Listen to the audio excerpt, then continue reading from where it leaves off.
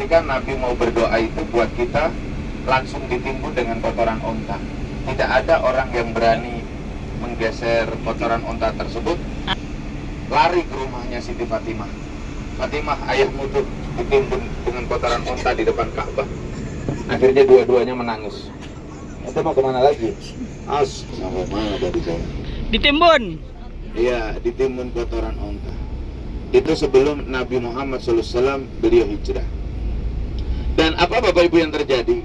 Kenapa ada Ka'bah, ada rumahnya tempat kelahiran Nabi Muhammad, ada kemudian juga tempat-tempat yang Baitullah juga. Kenapa wahyu itu turun di Gua Hira? Justru ada di situ. Nah, ini pertanyaan yang sering ditanyakan, tapi memang ini kaitannya dengan ilmu tasawuf, bahwa ilham, bahwa hidayah, kemudian wahyu tidak akan pernah turun di tempat yang ramai. Dia ada di tempat yang sepi, dia ada di tempat yang tidak ada keramaian. Dan disitulah di Gua Hira itu bukan hanya keramaian secara fisik Bapak dan Ibu ya. Ustadz, itu pernah wahyu itu turun di yang terakhir, bahkan turunnya di Jabal Rahmah. Nah, itu ramai banget, padahal banyak jamaah haji pada saat ada juada. Tidak hanya keramaian dalam bentuk fisik, tidak hanya keramaian dalam bentuk jasad, tapi keramaian tempat-tempat yang tidak ramai ya, tidak keruh, seperti hati, jiwa.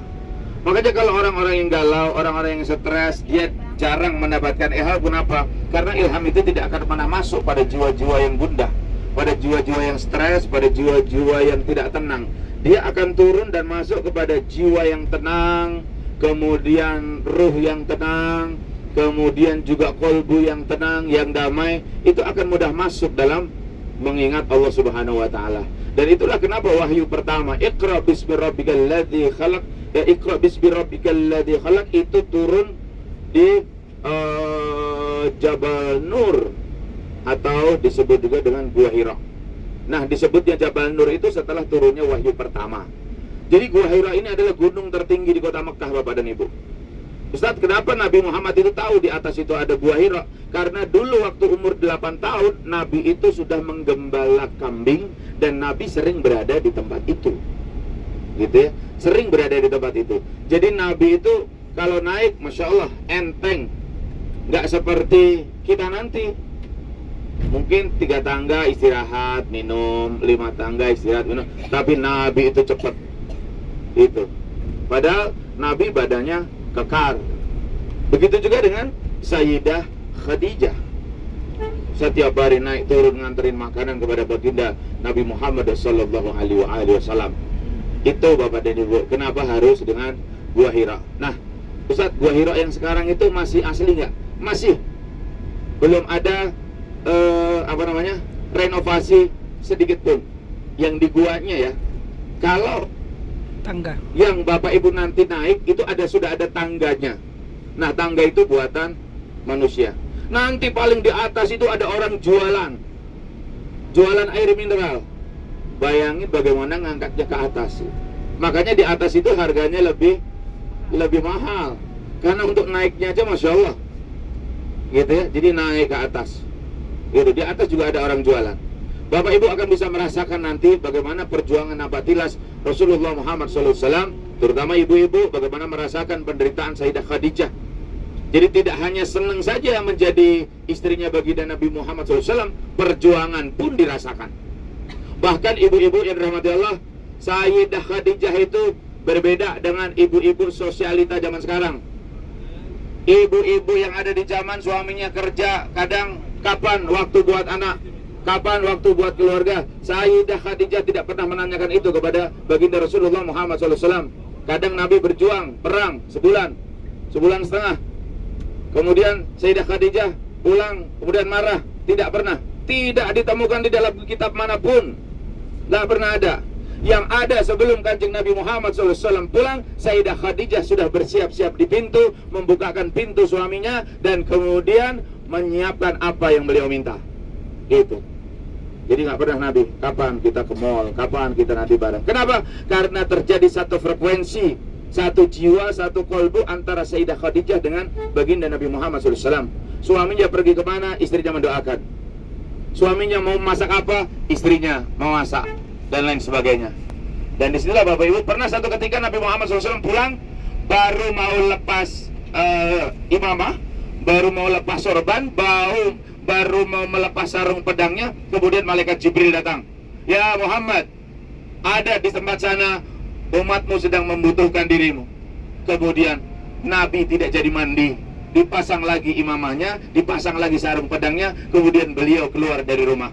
Apakah Sayyidah Khadijah marah setelah ditinggal sebulan lebih, kemudian begitu pulang Nabi langsung pergi lagi? Tidak, karena mereka saling percaya bahwa yang mereka perjuangkan adalah agamanya Allah. Nabi Muhammad SAW tidak pernah macam-macam ketika bersama dengan Sayyidah Khadijah.